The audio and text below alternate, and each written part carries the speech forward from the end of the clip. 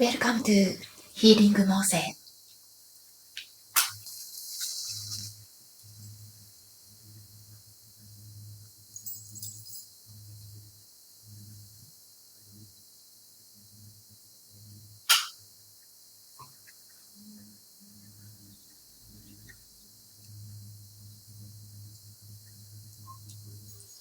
はい、皆様こんにちは。モーセ姫です。本日もご視聴いただきましてありがとうございます。今日は2024年の仕事運、金運の流れを見ていきたいと思います。はい、選んでいただきたいのは左の方1番、真ん中の方2番、一番右の方3番です。どうぞピンときたものをお選びください。今日はホロスコープ展開法でタロット、ルノルマン、そしてアドバイスでエンジェルカードを使っていく予定です。本日も心を込めてリーディングいたします。はい、1番の方。こちらタロットカードとルノルマンカードで12ヶ月の流れを見ています。まず1番の方。私がすごく感じたのが、2024年というのが、まず中心のカードが世界が出たんですね。なので、何か決着をつけるとか、あなたが新しい世界に飛び出すとか、うーん、なんか大きな成功を収めるとか、そういうものすごく大飛躍、それがね、とてもとても考えられそうです。新しい大きな扉を開くっていう感じがものすごくするんですよね。すごくする。で、それと同時になんですけれども、新しい世界に行くとか、次の扉に進む、そういう時期が、ズバリ出てるんですよ。それが来年の2月。来年の2月か、来年の5月。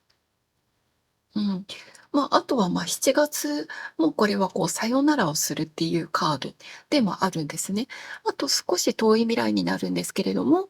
来年の10月も新しい始まりっていう風に出てるので、かなりこの1番の方にとっては、今まで通りの1年じゃなくって、ものすごく大きな変化、それもあなたが望む形の方が大きいかもしれないです。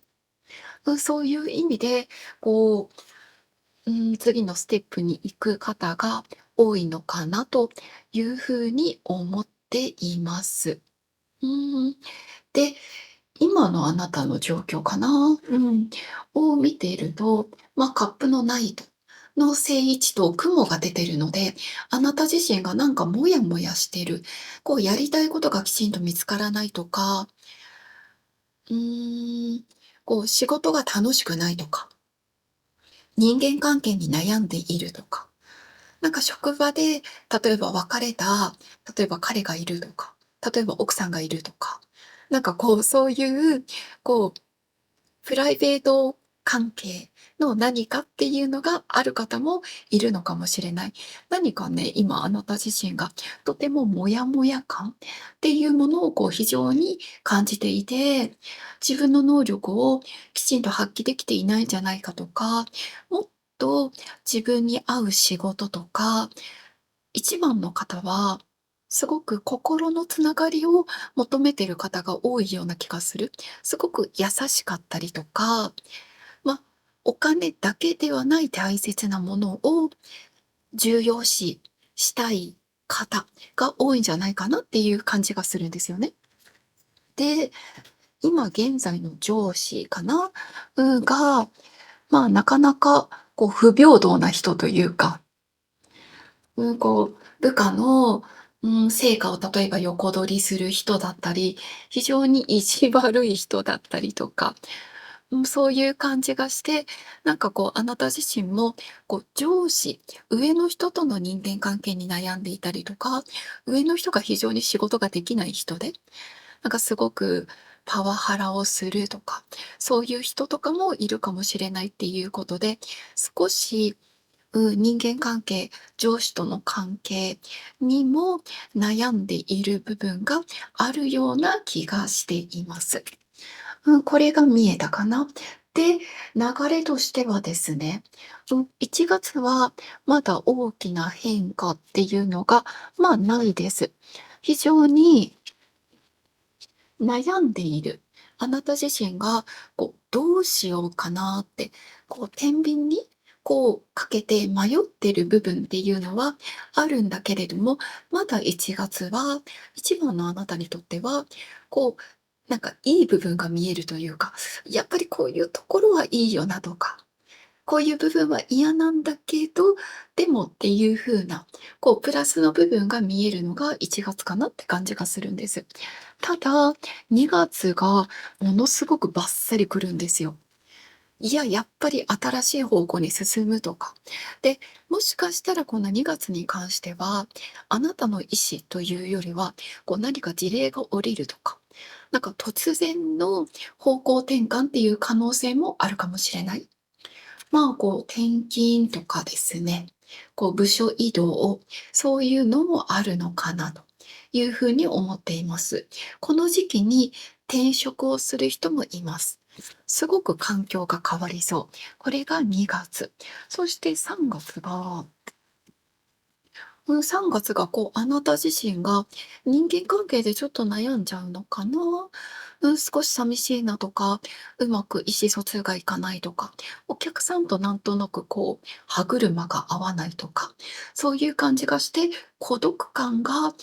非常に高くなってくる、そういう時期のような気がする。そして4月なんですけれども、4月、特に4月の2日からかな、新しいスタート。何かが終わって新しく始まるっていう風に出ているので、あなた自身が慎重に慎重に歩いていくっていうのが出ているので、もしかしたらね、4月入社の方もいらっしゃるかもしれないんですけれども、うん、あなたの味方はいるよっていう風に出ているので、そういう意味では安心かもしれません。そして5月が死神のカードと家のカードが出ているので、もしかしたら、実家に戻るとか、ホームタウンに戻るとか、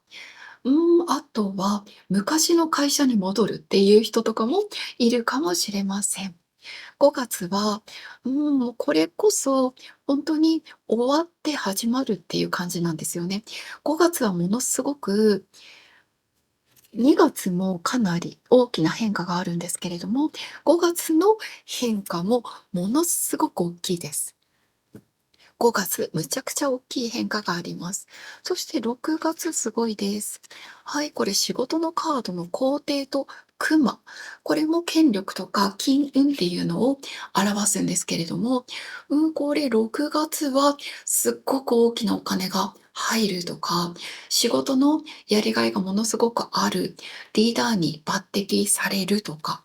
とても上の人に可愛がられるとか、そういうものが出ているので、6月は、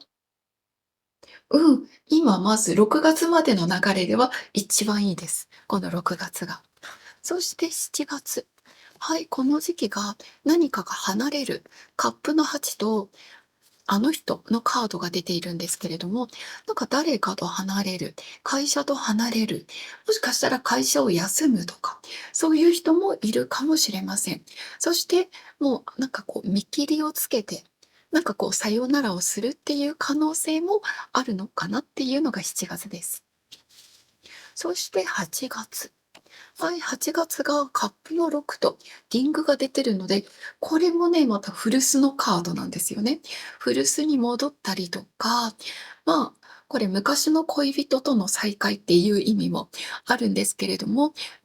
前の会社の人に例えば会ったりとか、そういう可能性もあるかもしれませんし、もしかしたら昔の会社の人からお声がかかるとか、そういう可能性もありそうですというふうに出ていて、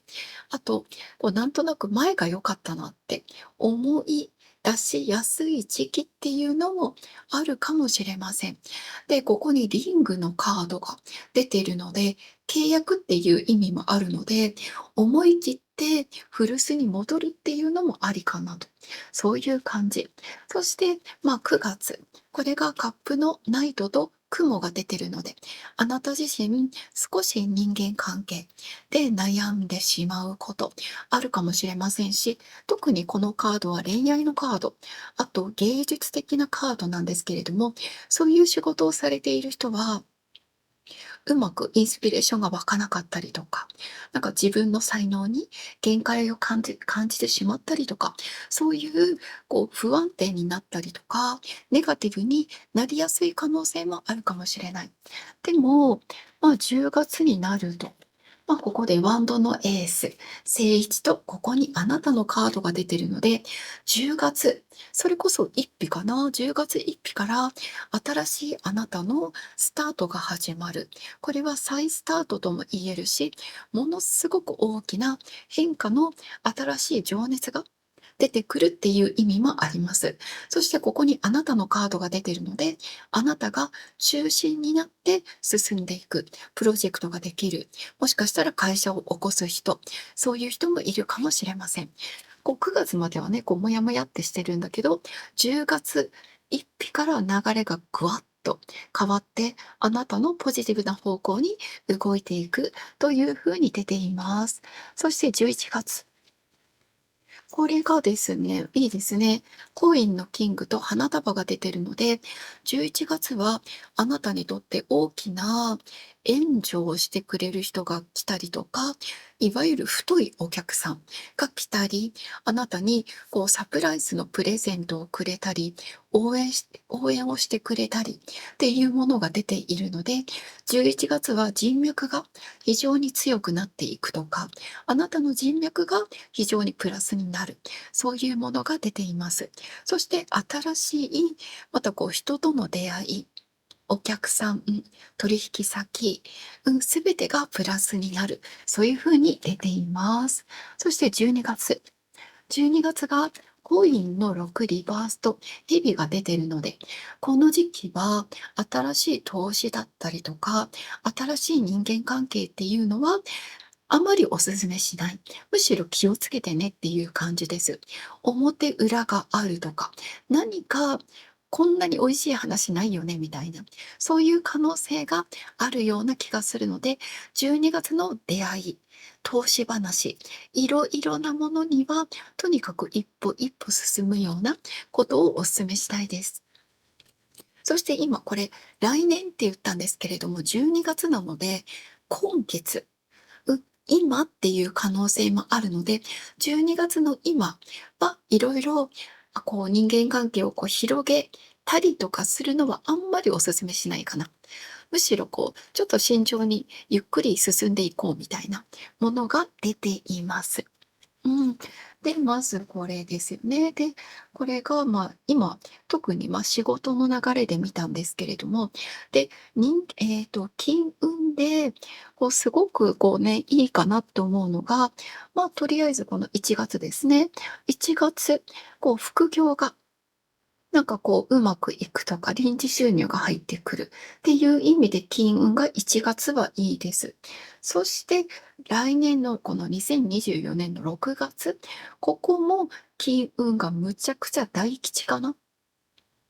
大吉、すごくいいです。そして、来年の10月、11月っていうのもこのあたりは、むちゃくちゃいいですね、金。棚ぼた的なものが入ってきたりとか、こうん、なんかいわゆるプレゼントをもらったりとか、援助をしてもらうとか、そういうものが出てるので、金運のいいのは1、6、10、11の時期がいいという風に出ています。あとは、ね、とにかく世界が出て、新しい始まりっていうのがたくさん出ているので、一番の方は大きな大きな変化の時期になりそうです。じゃあ、アドバイス見ていきましょう。一番の方へのアドバイス。はい、これかな。はい。コンプロマイズですね。うん。はい、このカードは、いろいろ考え直すっていう意味もあります。私は今回、この1番の方まず1番の方へのメッセージというのが、ハートの奥にある願望を現実になんですよね。なので、世界も出てるしっていうことで、新しい世界に行かれる方が多いし、実際にそういう流れになる方もすごくすごく多そうです。ただその時にやっぱりいろいろ悩んだりとか迷ったりとかすることっていうのもあるかもしれない。なので、あなたにとってのいろいろな可能性をしっかりと考えながら、すごくこれ当たり前のことになるんですけれども、いろいろな可能性を考えながら、でもでもですよ。でも、一番のあなたに伝えたいのは、あなたの心の奥にある願望は何ですかって。これを実現できる時期というのが2024年になりそうですよというふうに出ているので、ぜひ応援したいなと思っております。うん。はい、これが1番の方。さあ、他にお伝えできること大丈夫かな？うん。ほぼお伝えできたかと思いますので、どうぞ前向きにものすごく新しいステップが踏めるのではないでしょうか。これが1番の方へのメッセージです。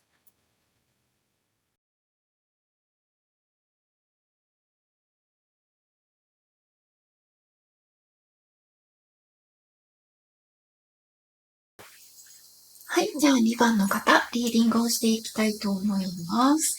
はい、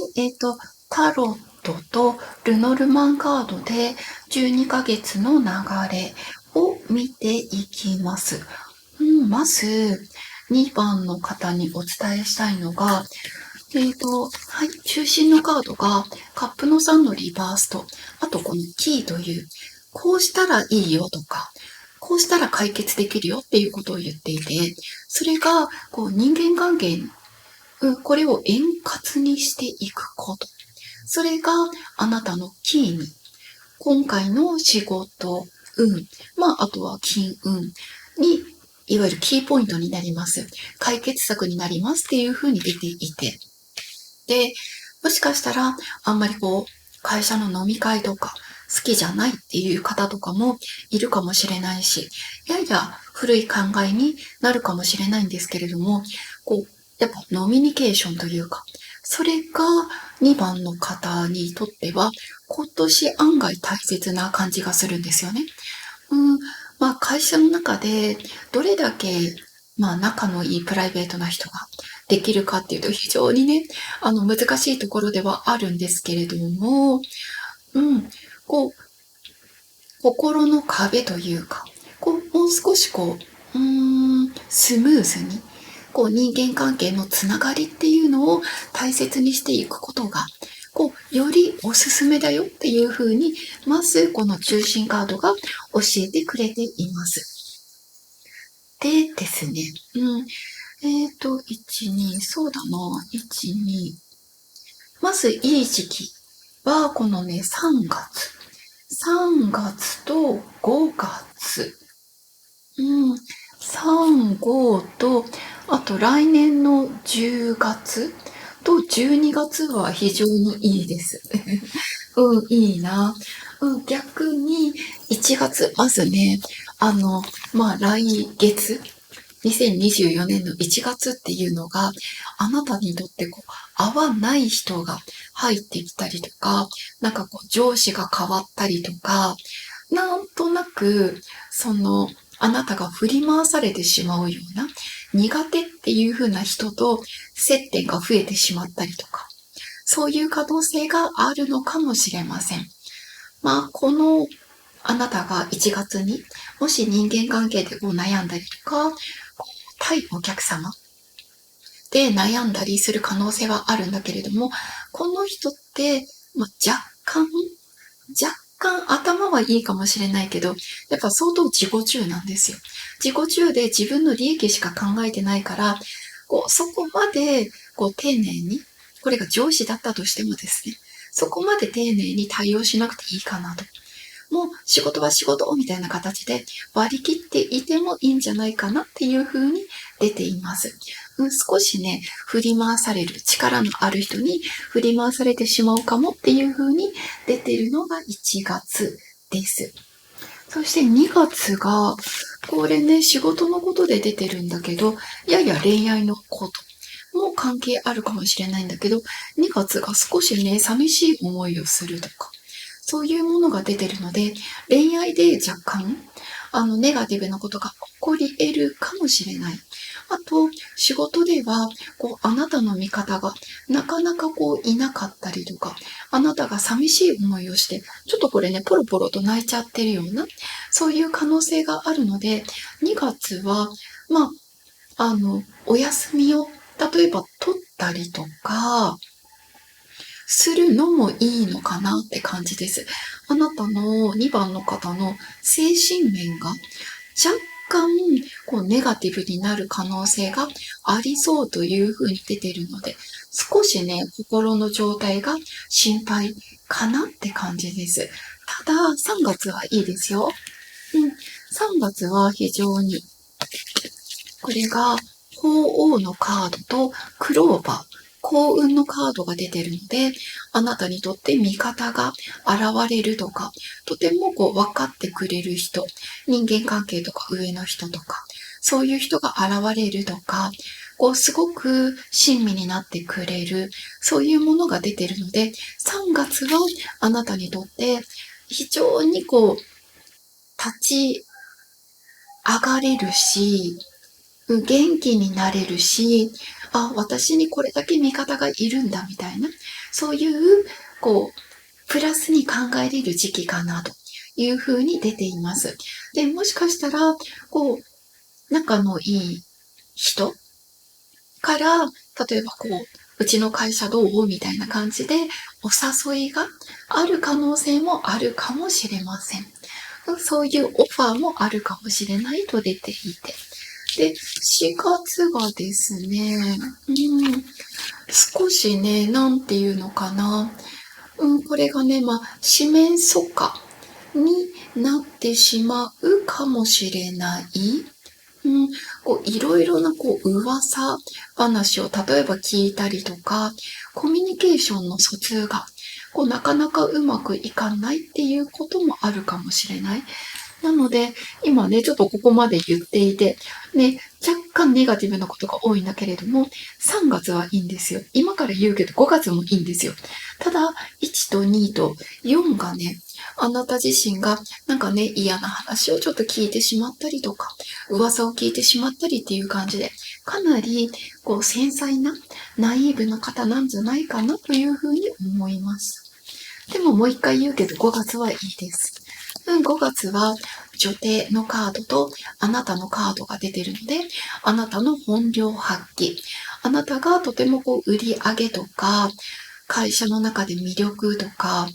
そういうものですごく輝ける時期になっているので、5月は非常にあなたにとってすごく楽しくなる時期になるかと思います。そしてクリエイティブなカードも出ているので、あなたが何か生み出すっていうのもすごくいいので、もう自分に自信が持てるし、周りの人からも頼りにされるしっていうことで、なんかインフルエンサー的な、そういう要素もしっかりあるような、そういう感じがします。とても輝いてるあなたがいるという感じですね。そして6月。6月がこれがですね、タワー。タロットのタワーとルノルマンの船が出ているので、6月これ、なんか会社自身自体が、何か大きなトラブルが例えばあったりとか、なんかどこどこの部署が例えば閉鎖になるとか、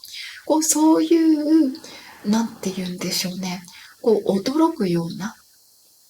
出来事があるかもしれないっていう感じです。これは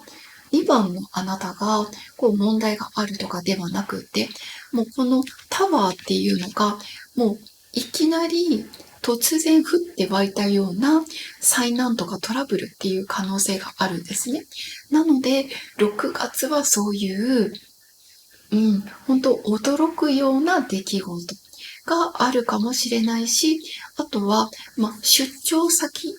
でのトラブル、そういうことにも気をつけて、とにかく時間に余裕を持ってっていうことをお勧めしたいなという感じです。で、7月がですね、これなんとなく私はこの6月の影響を受けているような気がするんですけれども、ソードの3っていう悲しみのカードと棺桶のカードが出てるんですね。なので、あなたにとって何か6月、不本意なことがあって、それがちょっと続いていくかもしれない。これが、6月の中旬ぐらいに何かあるかもしれない。そしてそれが7月の第3週目ぐらいまであるかもしれないんだけど、3週目以降、あなた自身が少しずつ元気を取り戻したりとか、チャージができるような感じになるのかなっていう感じで。7月の第3週以降は、あなた自身が元気を取り戻していくような、そういう流れになりそうです。ちょっとこのね、6、7が若干心配かなっていう感じで。そして7月が、これ審判のリバースとハートが出ています。まだ 100% あなたにとって100点満点の自分っていう感じではないかもしれないけど、十分いろいろなやる気とか元気とかやりがいとか待遇とかそういうのも戻ってきているのかなって感じが8月です。で、恋愛面はね、もしかしたらすごく嬉しいっていうことがあるのかなというふうにも思っています。そして9月がソードのエースのリバースとクマが出ていて、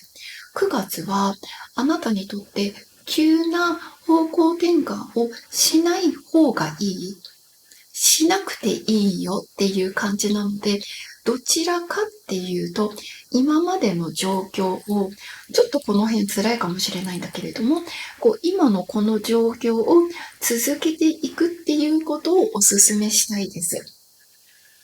もし動くんならば、この10月か12月の方がいいかなって感じがするので、9月、特に第1週目は焦らないでねっていう風に出ています。今はまだ、いわゆる発信できる時とか、発射できる時ではない。もう少し力を貯めていきましょうっていう風に出てるかな。で、10月はね、これはいいです。カップのクイーンとお魚のカードが出てるので、あなた自身の優しさとか、福祉的な気持ち、アーティスティックな感情を、そういうものが、つながっていくっていう風にも出ているし、あなたに大きな臨時収入が入ってくる可能性もある。そしてもし、新しい仕事とかするのであれば、芸術系とかアート系とか、カウンセラーとか、医療関係とか、そういうお仕事もすごくいいのかなと。なんとなくマザー・テレサっぽい感じ。そういうイメージがあるのが10月です。そして11月。はい、これが戦車の聖一と山が出ています。ね、戦車が出てるので、いろいろな博打というか冒険というか、そういうものができるのかなって気がしたんですけれども、山と一緒に出たので、頑張れるんだけれども、この冬の山を登るっていう感じなので、道が決して平坦ではないよっていうのを表してるんですね。なので、この10、11、12っていうのは、新しく動ける時期ではあるんだけど、11月に関しては、責任とか苦労とか伴う可能性もあるんだけれども、あなたとしてはもうしっかりと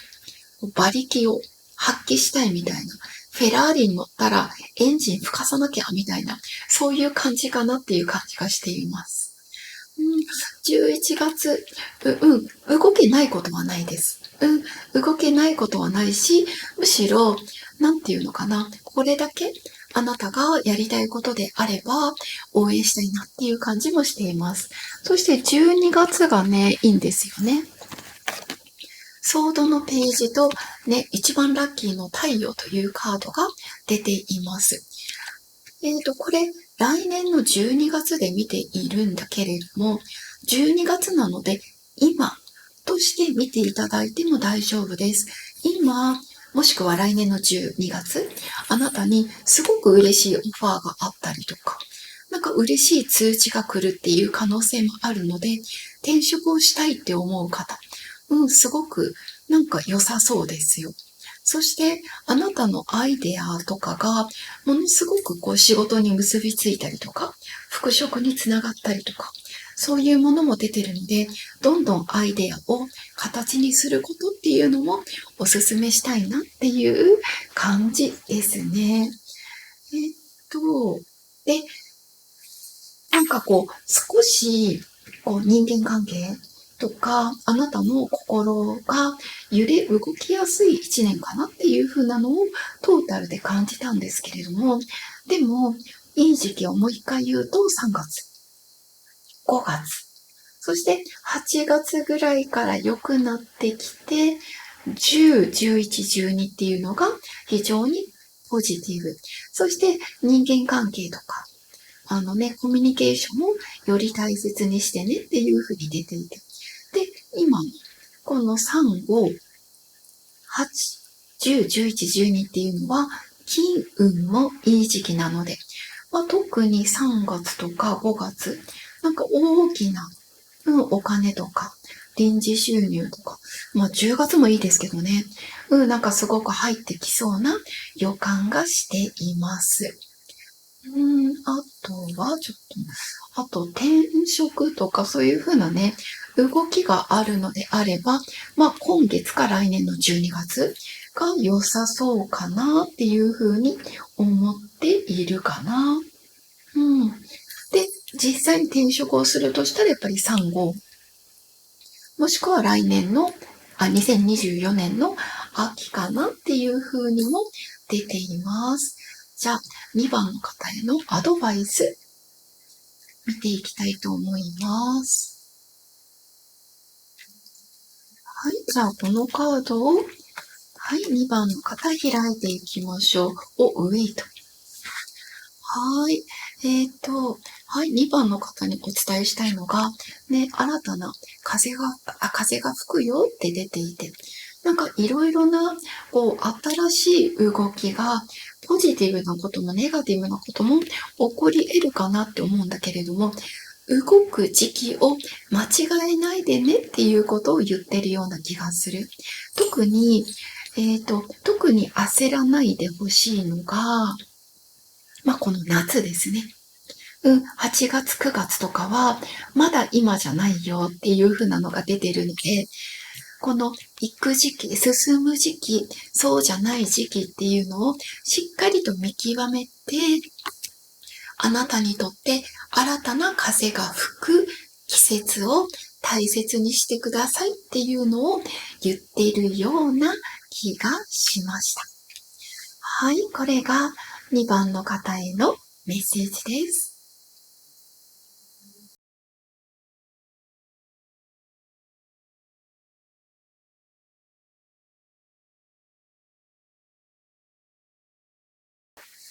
はい。じゃあ3番の方、見ていきます。こちらタロットとルノルマンカード、それぞれ出しております。12ヶ月リーディングです。まず、一番最初にって思ったのが、来年、2024年を象徴するカードが、タワーのリバースと鳥が出てきたので、あなたにとって非常にショッキングなことだったりとか、驚くようなニュースが入ってくる可能性があるのかなっていうことが出ていて。で、これが必ずしも、ネガティブなことではない。ここに補助カードを、出してもどういうことですかっていうことを聞いたら、ここに子供のカードが出たので、もしかしたら予想外に、例えば赤ちゃんが来てくれたっていうこともあるのかなと。まずそれを感じましたね。なので、そういう意味のプライベートも含めたことが考えられるのかなっていうふうに、まず思えて。で、じゃあちょっと月々の流れをお伝えしたいと思っています。はい、まず、2024年の1月。はい、ここにカップの5と無知が出てるので、もうこの時期、1月はズバリ疲れ。あなたが頑張って働きすぎたとか、働きすぎてるとか、心と体が悲鳴を上げてるよっていう感じなんですね。そして、頑張ってるんだけれども、評価がなかなか得れなかったりとか、成果が得れなかったりとか、満足感が得にくかったりとか、そういうものがあるかもしれないっていう風なものが出てるかも。ちょっとね、私からすると、3番の方、頑張りすぎてるような気がします。で、2月。で、2月が逆に、ワンドの4。これは成功のカード、完成のカードと、ここに手紙のカードが出てるので、あなたにとって嬉しいニュースが入ってくるという風に出ています。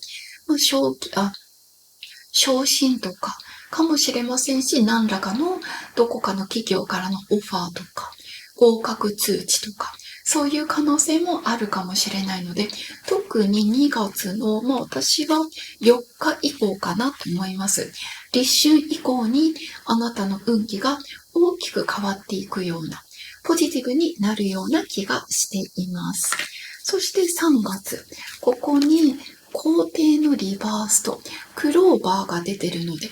なんとなく勇み足になってしまう。2月が特に好調だったから、同じ状況できっとね、頑張りたいと思ってらっしゃるんじゃないかなと思うんだけれども、この時は少しパワー不足だったりとか、やや3番の方が強引になりすぎている部分があるかもしれない。なので、周りと、息を合わせてリーダーシップを取っていくっていうのもいいかもしれないし、いわゆる3番の方の上司、上の人に花を持たせるっていうのもありかな。両方ありかな。上の方、下の人もどちらにも、あえて、譲ってあげるみたいな精神でいるぐらいの方が、最終的には大きな幸せがやってくるのかなっていう感じがしています。そして4月。この時がカップのページと、これはね、クロスのカードが出てるので、もしかしたら4月、何かが終わる。終わって、あなたにとって、新しい分野とか、本当新しい会社で何かが始まるっていう方もいるかもしれない。大きく部署が今までと違うところになるっていう人もいるかもしれません。大きな方向転換の可能性があるのかなと。で、5月がソードの8のリバースとお魚が出てるので、あなた自身が少しがんじがらめになってしまうというか、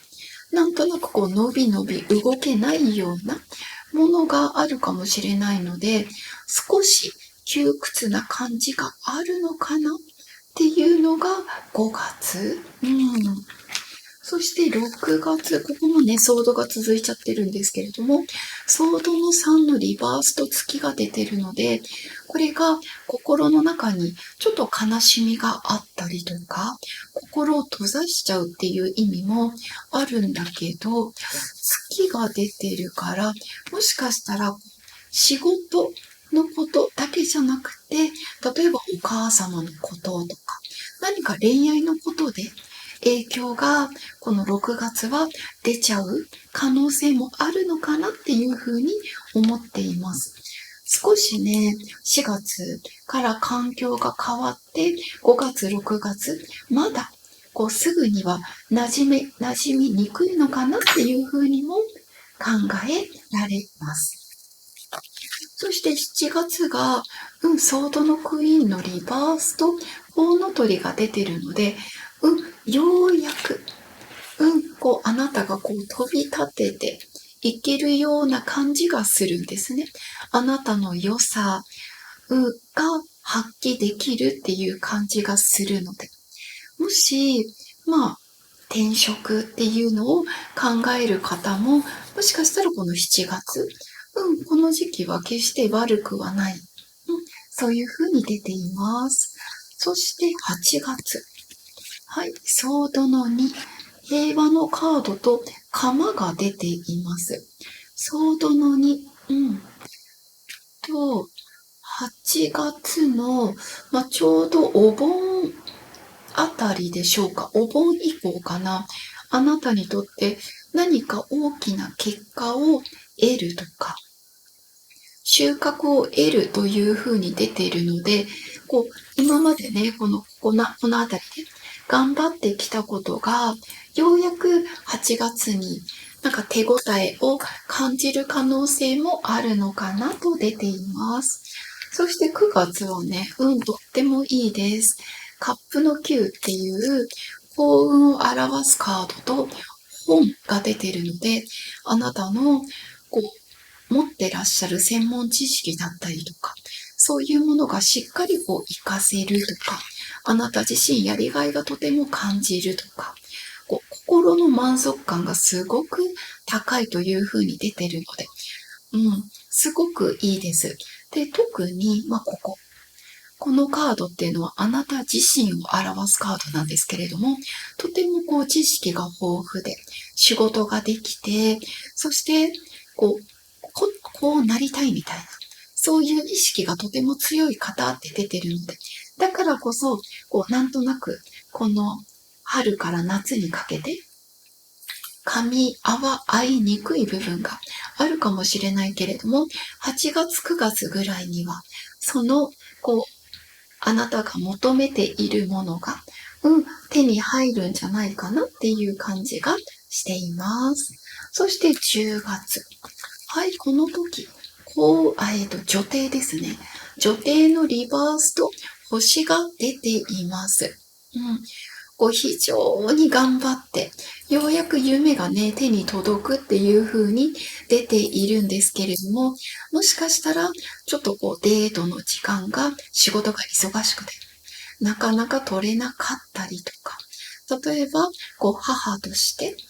なかなか家庭のことがうまく回せなかったりっていう、なんとなくね、自分を追い込んでしまう感じがするんだけれども、でも、あなたのやりたいことっていうのが叶ってるよっていう風に出てるので、